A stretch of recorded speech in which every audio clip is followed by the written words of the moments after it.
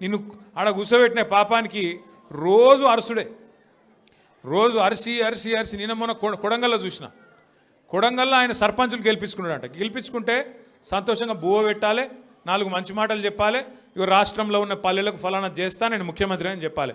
రోజు అరుసుడు. నాకైతే డౌట్ వస్తున్నది, ఎంత ఒరులుతున్నాడు, ఎంత అరుస్తున్నాడు అంటే, ఆ గీతమ్మ ఉన్నది ఆయన భార్య, ఆమె చెప్తున్నా, నేను తల్లి గీతమ్మ జల్దీ కట్టేయి, లేకపోతే ఆయన ఎవరైనా కరిసినా కరుస్తాడు వీడు. ఎందుకంటే ఇప్పుడు రోజు అరిసి అరిసి అరిసి పిచ్చిలేసిపోయేటట్టున్నది, కరిసేటట్టు తయారైంది రోజు రోజుకు. నేనేమంటున్నా అంటే, ఏనుగు పోతుంటే మస్తు జంతువులు మొరుగుతుంటాయి, నక్కలు కుక్కలు, మనం పెద్ద పట్టించుకునే అవసరం లేదు. మనం ఒకటే, కేసీఆర్ లాంటి ఏనుగు ఆయన ఎంత స్థాయి మనుషులు నేను మీకు చెప్పాల్సిన అవసరం లేదు. ఇలా ఆయన తిడుతా ఉన్నాడు తెల్లారు లేస్తే. ఒకరోజు ఆయన చచ్చిపోవాలని కోరుకుంటాడు, ఇంకో రోజు ఆయన కాలు ఇరిగింది అంటాడు, ఇంకో రోజు ఇంకేదో అంటాడు. అరే అయ్యా, నువ్వు ముఖ్యమంత్రివి, చెయ్యి, నువ్వు శపథాలు చేస్తున్నావు కదా, కేసీఆర్ను మళ్ళీ లేకుండా చేస్తా, మళ్ళీ రాకుండా చేస్తా అంటున్నావు కదా. నిజంగా నీకు నిజంగానే నీకు సత్తా ఉంటే, నిజంగా నీకు అంత టాలెంట్ ఉంటే చెయ్యి శపథం.